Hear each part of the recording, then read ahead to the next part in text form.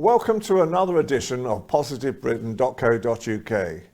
Today I'm with Buky Olufemi and Michael Spooner, and we're going to talk about what are the advantages, and we do think there are advantages post-Brexit, but where is really the trade deal? So, Michael, we've just been saying, I don't see where the trade deal with America, what are we going to sell to them? I don't really sort of get this. What do you think? Ian, thank you for having us on. No, I think Britain does have some comparative advantages, some key things that we probably are going to attempt to sell. Whether we achieve it in the trade deal, Ian, is a moot question, but we will be looking at financial services, we will be looking at obviously some kind of education, broadcasting, management and business consultancy, probably legal aspects, maybe healthcare. The Americans want to do pharmaceuticals, but it's quite complicated with the NHS. But that comes the other way, doesn't it? And so the point I keep on making is, and the question really is, what are we going to sell to them? Yes. Because we could have this tremendous imbalance of trade. Well, there will be an imbalance, and I don't know if certainly they're going to have a massive advantage. They're going to try and push their agriculture or agricultural products, and their agricultural sector is considerably bigger than ours,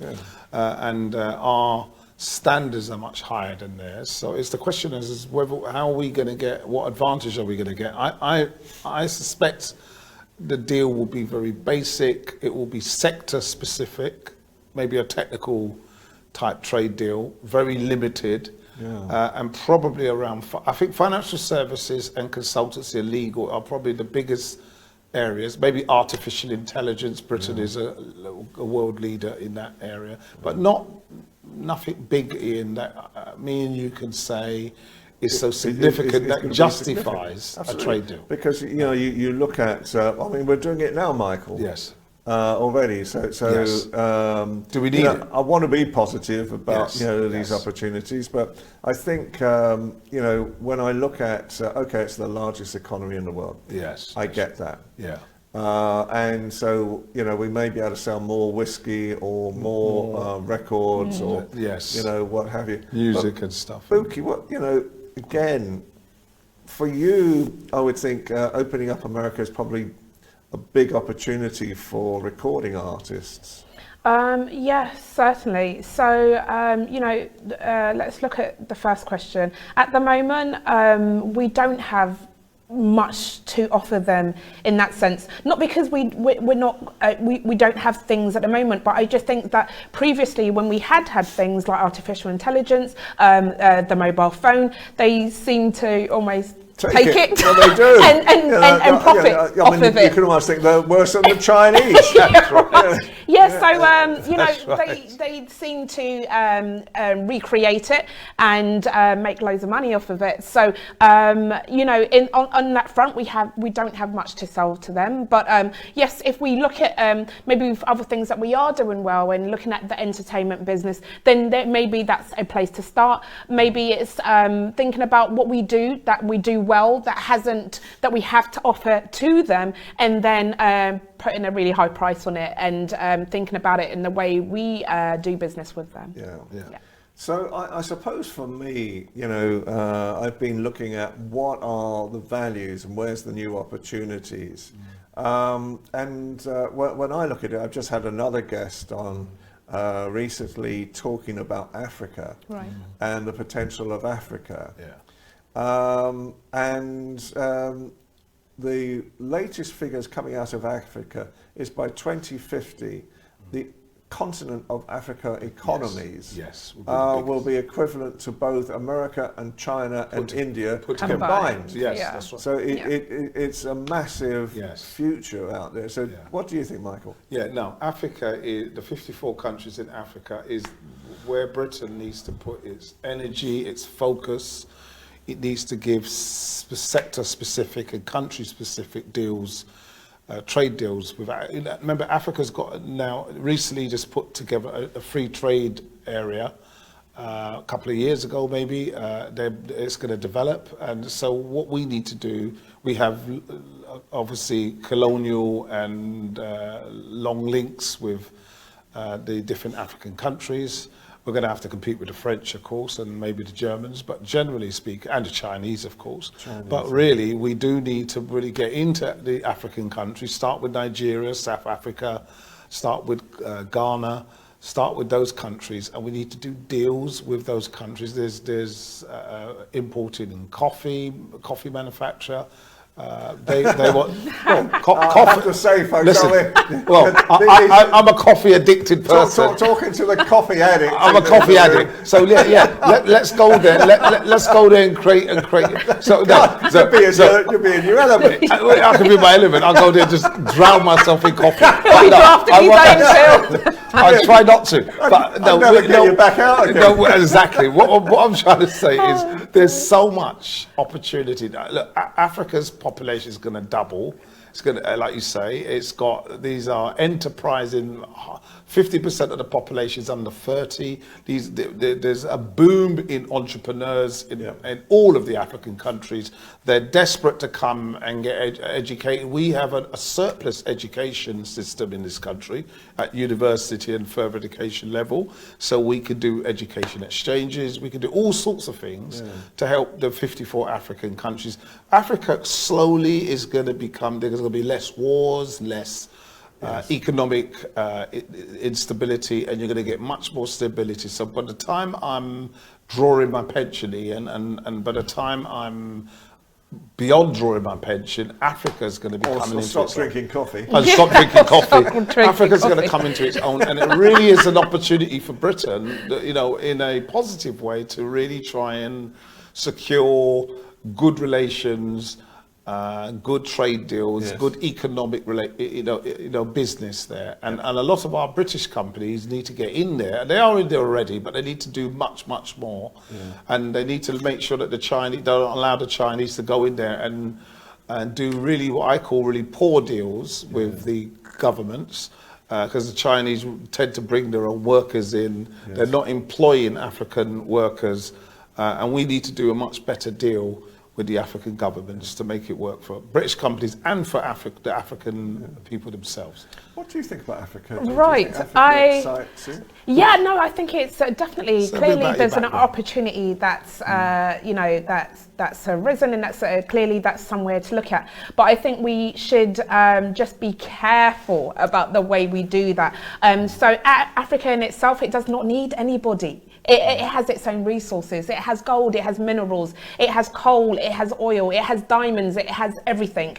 And I think we need to just be careful, because what are we asking for? Okay, and that's fine. I think we just need to be careful the way we go in, thinking about the past and making sure if we do it, that it's done in the correct way. That people colonial. It's not colonial. That's colonial. It. Yeah, and just thinking about and making sure people are taken care of, that their fairness. Own right, their fairness, and fairness. Their own workers are used, and you're helping them because you need them more than they need you. So long as it's done nicely, I think it can work, and there's an opening, if you will. Yes, for future. I totally agree. I agree. I mean, there's so many opportunities. Yes. I think where I see Africa, and I think obviously there's just been this UK-Africa summit as well on trade. Yeah. I think the reality is its development and its resources, and it's really sort of things like construction, agriculture, and the like. Yeah. One of the things to look at is at the moment there's no direct flights to some of these African countries. Yeah, that's right. That can sort of do it as well. And there is so much opportunity out there at the same time. So, I'm a great believer in Africa. I've worked a lot with people from the Congo now. And that's such a dynamic country again. Yes. And I think, the thing that I look at is I think Africa will become the dynamic centre, really, in perhaps 2 or 3 decades' time for the rest of the world. Yeah. Yes. But just remember, but as you say, it's got to be properly looked after. It's got to be fairly. It's got to be fairly. And respect. And respectfully. But, that said, if that's followed through, there's so much potential. You've got, you said 50% of the population is under 30. I mean, goodness, the new generation of Africans, they are business minded, they are entrepreneurs in all their respective sectors, in the oil industry, think of it, they are booming, there are, countries, and they're doing very, very well. So it's in our best interest to work alongside them, how we can benefit, if you will, each other, and just get a stake, and get some sort of you just get a sort of some sort of stake in it the right way. I think you're quite right. So finally, Michael. Yeah. Anything positive that you've seen this week? Positive things this week. Not a positive week, I would say. No, not a positive week, but no, we are moving forward as a country. We are coming into our own. Do you get a feeling amongst the black community? You live in the heart of the black community in South London. Do you get a feeling that people are confident?